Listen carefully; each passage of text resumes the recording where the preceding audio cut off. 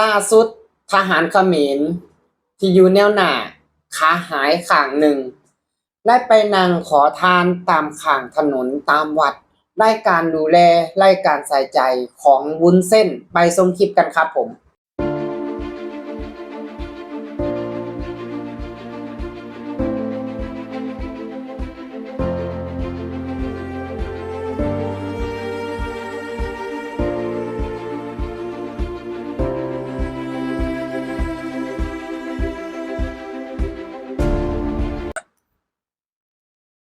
นะครับพี่น้อง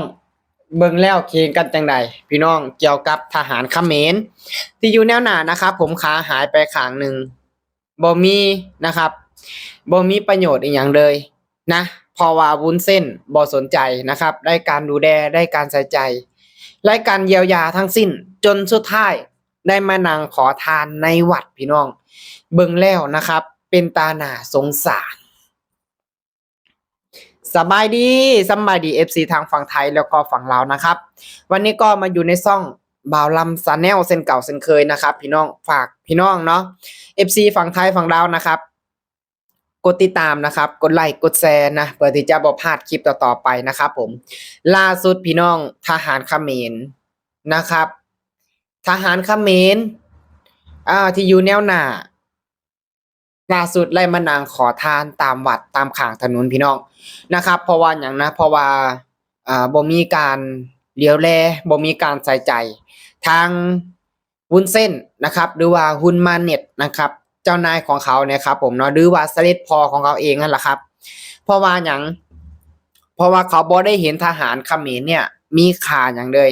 เขาสั่งให้มาทุกวันนี้นะครับเพื่อแย่งดินแดนของประเทศไทยนะเพื่ออยากได้ดินแดนของประเทศไทยพอมือหนึ่งนะครับเบิดคาเขาก็บ่สนใจเปรียบดังคือดุงเขมรคนนี้ผ่านมาก็เห็นให้ละกาเห็นหลายนะครับผ่านมาก็เห็นหลายคือทหารนะครับที่ว่าขาหายนะครับที่ว่าขาหายไปข้างหนึ่งแต่ละคนนะเฮ็ดหยังบ่ได้แล้วพี่น้องต้องได้มาหาขอทานกินอันนี้บ่ลำบ่ได้มาซ้ำเติมนะครับใดๆทั้งสิ้นก็คือว่าตามภาพที่เห็นพี่น้องนี่คือภาพของทหารเขมรนะที่ว่าไปปฏิบัติหน้าที่ตามแนวชายแดนนะครับไล่หับบาดเจ็บพี่น้องนะเสียขาไปข้างหนึ่งนะครับและบ่สามารถที่จะปฏิบัติหน้าที่ได้นะพี่น้องก็เด้ยพี่น้องเอ้ยได้มานั่งขอทานบาดนี้ถามว่าเห็นใจบอกก็เห็นใจนะเพราะว่าอย่างพี่น้องบางทีเขาก็อาจบ่อยากเฮ็ดหรอกแต่ก็ขาดคำสั่งบ่ได้พี่น้องขาดคำสั่งของเจ้านายบ่ได้เด้เพราะว่าเสด็จพอสั่งแล้วก็ต้องเฮ็ดต้องทำถ้าบ่เฮ็ดบ่ทำก็ถือว่าขาดคำสั่งพี่น้องขาดคำสั่งก็คืออาจจะโลนอีหยังก็ได้พี่น้องมันเกิดขึ้นได้เบิดเนาะเพราะว่าอยู่เขมรนะครับและสิ่งที่เขาสั่งมานี่พี่น้องเพื่ออยากแย่งดินแดนของประเทศไทยนะครับดินแดนของประเทศไทยตรงนี้อยากเอาไปอยากเอามาสร้างนะครับไล่ๆให้กับเขาเองนะครับก็คือลังของสแกมเมอร์นะครับพี่น้องนะเพื่อที่จะให้กลุ่ม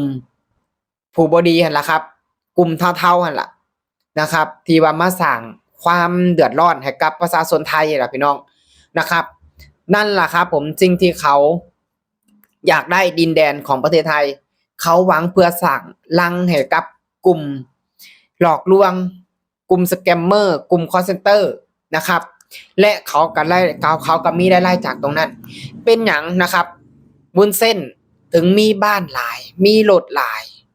นะครับก็บ่แปลกเพราะว่าหยังเขาเลี้ยงกลุ่มสแกมเมอร์ไว้หลายเขาเลี้ยงคอลเซ็นเตอร์ไว้หลายในประเทศเขมรนี่แหละครับผมที่สาเหตุเป็นหยังชาวเขมรนะครับชาวเขมรถึงบ่ปลอดภัยนะคือไปเบิ่งคลิปก่อนหน้านี้ก็ได้นะพี่น้องคือมีสาวลาวคนหนึ่งนะครับที่ว่าไปเฮ็ดงานนะครับไปเฮ็ดงานบ่ลำก็บ่ฮู้ว่าเฮ็ดงานหยังดอกนะครับอยู่ในเขมรและสาวลาวคนนี้ไล่ถูกอุ้มไปข้างหนึ่งนะไล่ถูกอุ้มไปข้างหนึ่งซึ่งเมื่อก่อนเฮ็ดงานอยู่ประเทศเขมรนะครับถูกอุ้มไปขายต่อให้กับ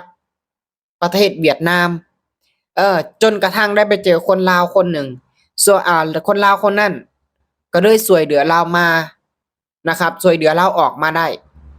จนปัจจุบันนี้นะครับลาวก็เลยมาอยู่ในประเทศลาวเรียบร้อยพี่น้องนี่แหละครับผมคือความบ่ปลอดภัยและก่อนหน้านี้นะครับมีอีกคลิปนะครับที่ว่าสาวลาวไล่เอามาเอ่อเตือนกันเองนะครับเตือนคนลาวนะคือกันเองอยู่ในประเทศเขมรเนาะเตือนคนลาวคือกันเองบอกอยากให้ระมัดระวังตัวย่านถูกอุ้มนะครับย่านถูกอุ้มนะครับย่านถูกลักพาตัวไปขายนี่แหละครับพี่น้องมันบ่มีความปลอดภัยอย่างเลยนะอยู่ในเขมรนะครับนี่แหละคือเป็นบ้านป่าเมืองเถื่อนนะครับและบ่แปลกที่ว่าทางทหารเขมรผู้ที่ปฏิบัติหน้าที่นะครับได้รับบาดเจ็บนะครับได้เสียขานะครับพี่น้องกลายเป็นคนพิการนะกลายเป็นคนพิการเฮ็ดหยังบ่ได้ละถ้าสิไปหารับจ้างระบายก็บ่ได้แล้วพี่น้องถ้าสิไปหางานเฮ็ดงานทำดีๆก็บ่ได้แล้วเพราะบ่มีขา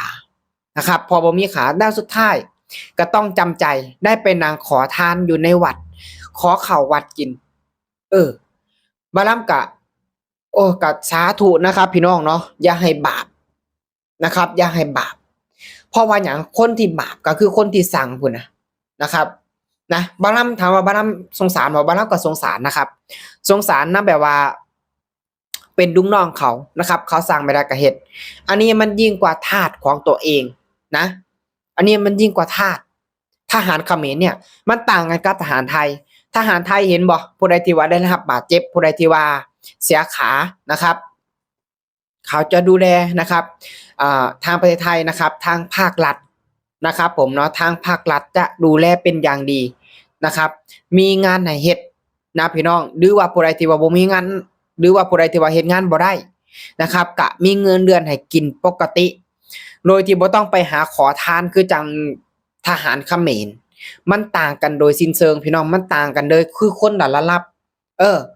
ความเบิ่งแยงความใส่ใจเพราะว่าหยังทหารไทยนะครับทหารไทยปกป้องประชาธิปไตยปกป้องพื้นแผ่นดินนะครับนะและเขมรประชาชนปกป้องทหารเพราะว่าหยังล่ะเพราะว่าเอาบ้านเรือนประชาชนเป็นที่กำบังนะครับเป็นบังเกอร์แล้วสุดท้ายพอหล่นบ้านเรือนประชาชนโยนความผิดให้กับประเทศไทยบอกว่าประเทศไทยเนี่ยไปโจมตีบ้านเรือนประชาชนของเขมรนี่แหละครับความเล่ห์เหลี่ยมความจรจัดของชาวเขมรที่ว่ามันเกิดขึ้นอยู่ในทุกๆวันนี้นะครับที่ว่าเขาไปร้องต่างประเทศนะครับเขาไปร้องต่างประเทศเขาไปร้องUN นะครับไปร้องต่างๆนานาหั่นล่ะครับที่ว่าโดนประเทศไทยรังแกเป็นเขมรเนี่ยเป็นประเทศที่น้อยกว่านะครับแต่ว่าประเทศไทยเนี่ยไปรังแกเขานะครับเอาง่ายๆก็คืออ้ายไปรังแกน้องหั่นล่ะครับนะสิ่งที่เขาเว้านะพี่น้องฟังแล้วนะครับคิดกันแบบใดนะครับพี่น้องแล้วก็เห็นสภาพทางเขมรแล้วก็อดสงสารบ่ได้พี่น้องนะครับพี่น้องจังใดก็ขอขอบคุณพ่อแม่พี่น้องทางฝั่งไทยฝั่งลาวนะครับสำหรับคลิปนี้นะครับผมบาลัมก็จะขอฝากไปแค่นี้เนาะขอขอบคุณครับผม